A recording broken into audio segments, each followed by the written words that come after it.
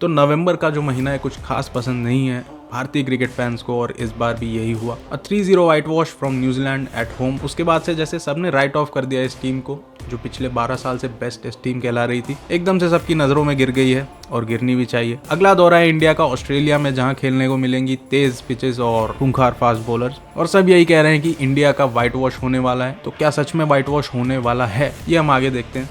तो इससे पहले हम आगे बढ़ें, आप लोग कमेंट में अपना भी जो प्रेडिक्शन है एक स्कोर लाइन के साथ बता दीजिए कि कौन सी टीम आपको लगता है जीतने वाली है ये सीरीज़, इंडिया ऑस्ट्रेलिया जो भी आपका होगा, मैं देखना चाहता हूँ सभी का।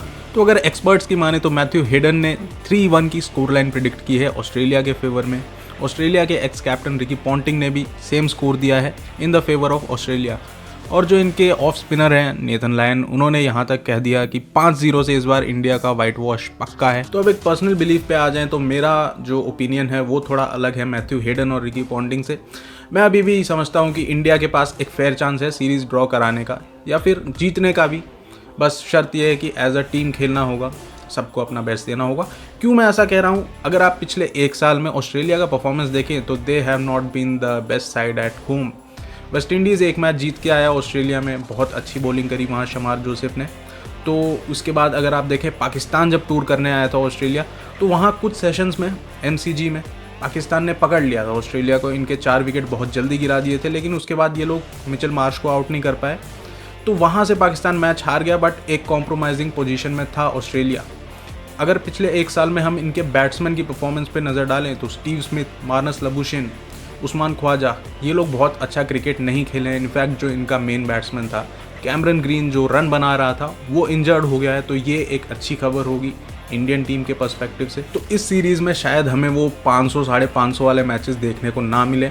एक 450, 400, 450 का जो स्कोर होगा वो बहुत अच्छा होगा, कम्पिटिटिव होगा, क्योंकि दोनों टीम का बैटिंग लाइनअप आप देखें तो इतने अच्छे फॉर्म में नहीं है। तो अगर इंडियन टीम एक अच्छी स्ट्रैटेजी लेके आती है तो बिल्कुल डोमिनेट कर सकती है ऑस्ट्रेलिया को इस सीरीज़ में भी, क्योंकि प्लेयर जो इंडिया के पास हैं वो आउट ऑफ फॉर्म नहीं है। पिछले सीरीज़ में भी आप देखें तो गलतियाँ ज़रूर की थी जायसवाल ने, ख़राब शॉट सिलेक्शन था, लेकिन रन्स आए थे थोड़े बहुत, गिल के बल्ले से रन्स आए थे, ऋषभ पंत के बैट से रन्स आए थे। तो हम ऐसा नहीं कह सकते कि कम्प्लीटली आउट ऑफ फॉर्म है। और फिर अगर हम नज़र डालते हैं इंडिया ए के जो अभी टूर हुआ है उसमें ध्रुव जुरेल ने अच्छी बैटिंग करी है, उसको मौका दें।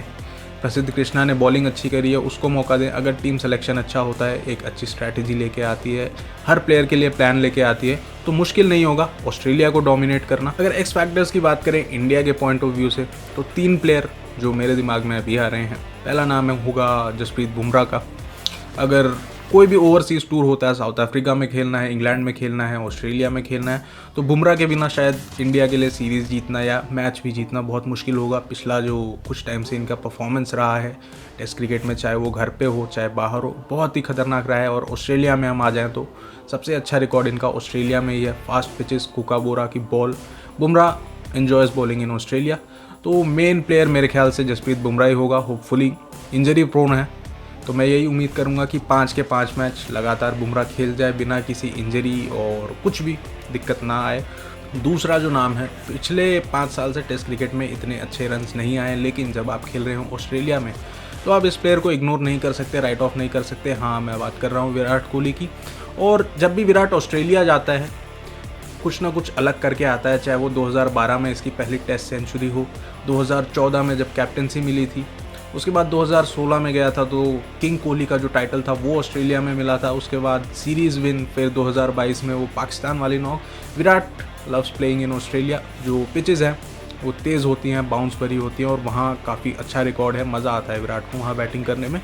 तो एक अच्छी सीरीज़ की उम्मीद मैं लगा के बैठा हूँ कि कुछ नहीं तो कम से कम 450-500 रन इन 10 गेम्स में कोहली के बल्ले से आए, और आना बहुत ज़रूरी भी है, वरना इंडिया का जीतना मुश्किल हो जाएगा।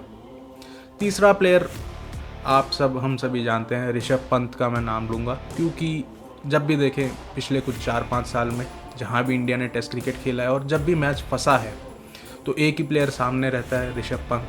काफ़ी नॉक्स ऐसी थी जहाँ हारने वाली सिचुएशन में आ गई थी इंडिया, घर पे भी घर से बाहर भी, वहाँ से ऋषभ पंत ने बचाया है।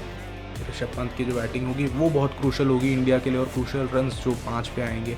जिस तरह ट्रेविस हेड गेम बदलता है ऑस्ट्रेलिया के लिए, वही काम ऋषभ पंत कर रहे हैं इंडिया के लिए टेस्ट क्रिकेट में। और फॉर्म अगर आप देखें पिछले 2-3 साल से एक्सीडेंट के बाद वापसी बहुत अच्छी करी, उससे पहले भी बहुत अच्छा क्रिकेट खेल रहे थे। ऑस्ट्रेलिया में काफ़ी अच्छा रिकॉर्ड है, 60 का मेरे ख्याल से एवरेज है, 1 सेंचुरी मार रखी है। टैकल करने में काम आएंगे नेथन लायन को, और काफ़ी एक्साइटेड हूँ मैं लायन और ऋषभ पंत का बैटल देखने के लिए इस बार भी, तो मज़ा ज़रूर आने वाला है। तो ये 3 प्लेयर अगर अपना बेस्ट देते हैं तो मुझे लगता है कि इंडिया टक्कर दे देगी ऑस्ट्रेलिया को। ऑल दो सिर्फ एक्स फैक्टर्स यानी इन तीनों के चलने से नहीं होगा, जैसा मैंने कहा कि एक टीम एफर्ट चाहिए, 11 के 11 अपना बेस्ट दें, अपना जो भी मतलब फुल पोटेंशियल दिखाना पड़ेगा, तभी आप ऑस्ट्रेलिया को ऑस्ट्रेलिया में हरा सकते हैं। एक्स फैक्टर की बात तो हो गई, अब खतरे की बात कर लेते हैं, यानी ऑस्ट्रेलिया का बॉलिंग लाइनअप।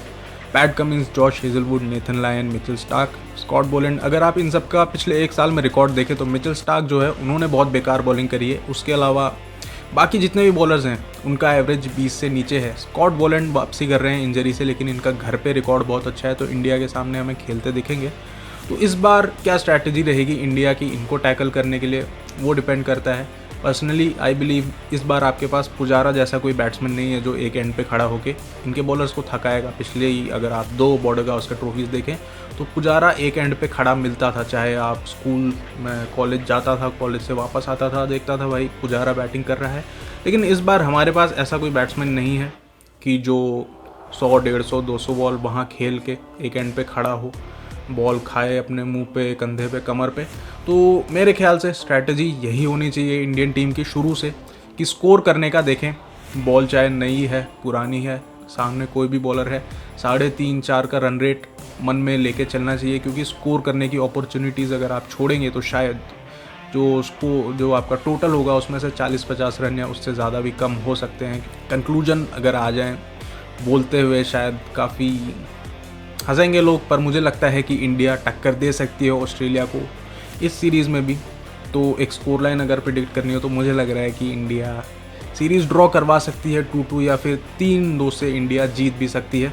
ऑल्दो क्रिकेट है, कुछ भी हो सकता है, एंड में देखेंगे। पिछली बार भी मुझे लगा था कि इंडिया वाइट वॉश कर देगा न्यूजीलैंड को, लेकिन हम सब ने देखा क्या हुआ।